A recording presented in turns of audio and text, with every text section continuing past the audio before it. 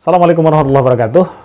Bapak Ibu sahabat sekalian, di video kali ini saya akan menceritakan bagaimana seorang adik dan kakak yang berangkat umroh itu satu sama lain saling mencintai, saling menyayangi, padahal sebelumnya atau ketika di tanah air itu mereka tidak seperti itu, artinya tidak akur atau kurang akur dan lain sebagainya. Simak terus video ini sampai akhir, jangan di skip, dan jangan lupa yang baru bergabung di channel ini untuk subscribe channel ini, karena subscribe itu gratis dan insya Allah tidak akan membuat Bapak Ibu Sobat sekalian merugi.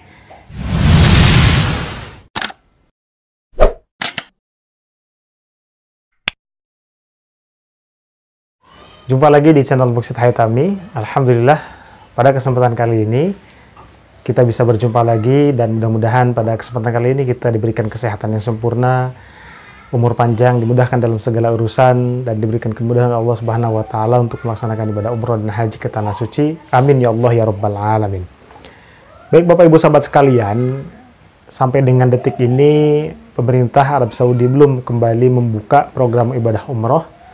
Artinya jamaah umroh Indonesia masih belum bisa berangkat ke tanah suci. Namun begitu, kita hanya bisa berdoa dan bersabar, mudah-mudahan pandemi ini segera berakhir. Doa kita harus kita kencangkan, mudah-mudahan pandemi segera berakhir, dan proses ibadah umroh kembali seperti semula, normal kembali. Amin ya Allah ya Rabbal Alamin. Bapak Ibu sahabat sekalian, tidak ada salahnya di sela-sela kekosongan ini kita menunggu program umroh kembali normal. Kita memperbanyak wawasan, memperbanyak bekal ilmu yang berhubungan dengan umroh agar ibadah kita menjadi lebih maksimal. Artinya, ketika kita melaksanakan ibadah umroh, kita berharap ibadah umroh kita menjadi benar-benar ibadah yang diterima, yang makbul di hadapan Allah Subhanahu wa Ta'ala. Baik Bapak Ibu sahabat sekalian, pada kesempatan kali ini, di video kali ini saya ingin berkisah tentang pengalaman saya bersama jemaah umroh yang menurut saya ini perlu kita jadikan sebagai pelajaran. Ada satu jemaah, dua jemaah yang adik kakak ya, jadi bersaudara, ini ibu-ibu. Ketika sebelum berangkat, dua jemaah ini memang tidak begitu akrab ya. Artinya karena memang selain jaraknya jauh, satu di Sukabumi, satu di Jawa Barat, mungkin itu hal yang juga membuat mereka kemudian tidak sering bertemu. Nah, ketika umroh, mereka menjadi sangat dekat. Sangat-sangat sekali dekat. Kemana-mana bareng, kesini bareng, ziarah bareng, ibadah, setiap waktu bareng. Nah, suatu ketika, suatu hari itu, pada saat di Madinah, ada satu adiknya ini yang kehilangan, tidak tahu jalan menuju ke hotel. Artinya ketika pulang dari masjid, satu jamaah ini, adiknya ini, dia tidak tahu jalan pulang ke hotel, sehingga dia lama sekali tidak berjumpa dengan kakaknya ini ya. Nah, saya tahu waktu itu jamaah yang tadi itu, yang adanya itu, yang hilang itu, bukan hilang, apa yang kesasar itu sangat-sangat sedih sekali ya, sangat sedih sekali karena tidak bisa kemudian berkumpul dengan jamaah yang lain, terutama dengan kakaknya itu.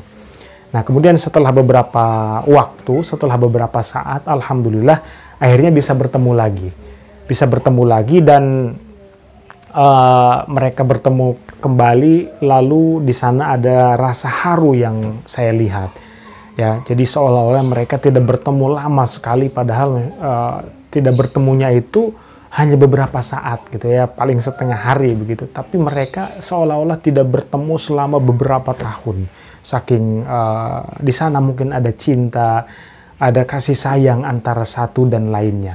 Nah, yang ingin saya sampaikan di sini adalah bahwa ketika kita betul-betul beribadah atau melaksanakan ibadah umroh karena Allah Subhanahu wa Ta'ala, maka sekat-sekat sekat-sekat kebencian, sekat-sekat ketidakakuran, sekat-sekat ketidakcocokan dengan saudara, terutama ketika di tanah suci itu akan berubah menjadi sebuah keharmonisan, sebuah kecocokan, sebuah keakuran yang sangat luar biasa antara satu dengan yang lainnya. Nah, ini dibuktikan oleh jamaah tadi, yang adik kakak tadi, yang ketika di tanah air ya, di masing-masing kampungnya ini, saya lihat tidak begitu akrab ya, tidak begitu akur dan lain sebagainya. Tetapi ketika di sana, Masya Allah, sepertinya Allah Subhanahu wa Ta'ala menanamkan satu kecintaan di masing-masing hati mereka untuk saling mencintai satu sama lain, antara satu dan lainnya. Nah, ini salah satu berkah daripada tanah suci, daripada Mekah dan Madinah yang memiliki magnet kebaikan yang sangat luar biasa, menular kepada siapapun orang yang datang ke tempat tersebut dengan membawa hati yang ikhlas, hati yang bersih, hati yang suci, betul-betul ingin beribadah kepada Allah Subhanahu wa Ta'ala. Nah, Bapak Ibu sahabat sekalian, bisa diambil dari kisah ini bahwa ketika tadi pada saat satu jamaah itu hilang ya, atau tersesat, itu mungkin Allah ingin mencoba kepada satu jamaah itu ya, bagaimana kemudian responnya atau bagaimana kemudian perasaannya setelah tidak bertemu dengan kakaknya ini, dia akan seperti apa. Ternyata di sana ada kerinduan yang sangat mendalam, yang sangat luar biasa ketika bertemu. Nah, Bapak Ibu sahabat sekalian, mudah-mudahan cerita singkat ini bisa bermanfaat untuk kita semua, untuk para calon jamaah umroh. Dan kita berdoa sekali lagi mudah-mudahan pandemi segera berakhir sehingga program ibadah umroh dan haji tentunya bisa dibuka kembali, lancar kembali, sehingga jemaah yang sempat tertunda untuk berangkat ke Tanah Suci bisa kemudian berangkat lagi pada saatnya nanti dibuka. Dan saya berpesan kepada Bapak Ibu sahabat sekalian bahwa mumpung kita diberikan waktu yang luang ya sebelum kita berangkat ke Tanah Suci, saya berpesan untuk selalu mempelajari manasik umroh yang sempurna, yang paripurna. Kenapa? Karena manasik ini sangat penting sekali perannya. Kenapa? Karena ibadah kita di sana itu ditentukan ketika kita manasik.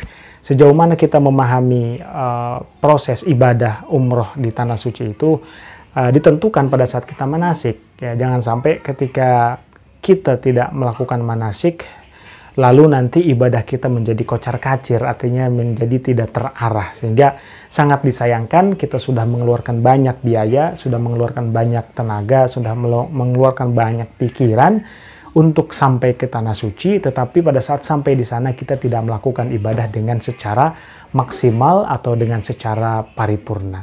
Baik, mudah-mudahan video singkat ini bermanfaat. Jangan lupa subscribe, like, dan juga komen. Wallahul muwaffiq ila aqwamit thoriq. Wassalamualaikum warahmatullahi wabarakatuh.